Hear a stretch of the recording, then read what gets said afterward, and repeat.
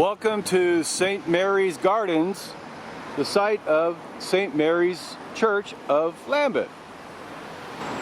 This is St. Mary's Church of Lambeth, and today it is the Garden Museum. Now, St. Mary's Church was an Anglican church built in 1062 and is the oldest above-ground structure in all of this area of Lambeth. It was built by the Countess Gouda, who was the sister of King Edward the Confessor. And after King Edward died in 1066 and William the Conqueror was crowned on Christmas Day, all of Gouda's lands were confiscated and given as a prize to the Flemish Norman knight Bertram de Verden, including this church here, St. Mary's Church. And this is the marriage place of Bartholomew Frederick Lloyd and Mary Ann Bull, who were married on July 23rd, 1833. And BF and Mary Ann are our 4 times great grandparents. And after their children were born, including Mary Ann Jr., they moved to Chicago in the 1840s, and Mary Ann Jr. married George Chaxfield to become our 3 times great grandparents. And George is the 17-year-old who emigrated from Tenderton in 1828. So the body of St. Mary's Church was rebuilt in Flintstone in 1374, and other parts of the structure were built around the time of Henry VII of the late 1400s.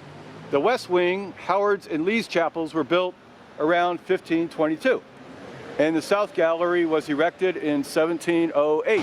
So for over 4 centuries, St. Mary's Church survived, and it changed under the various kings, church wardens, parishioners, rectors, and numerous workmen hired to repair and update the church's interiors, pillars, pulpit, pews, seats, chandeliers, and organ. But around 1851, the whole church was demolished, and the present church was designed by Philip Charles Hardwick. And this church was actually erected in 1852.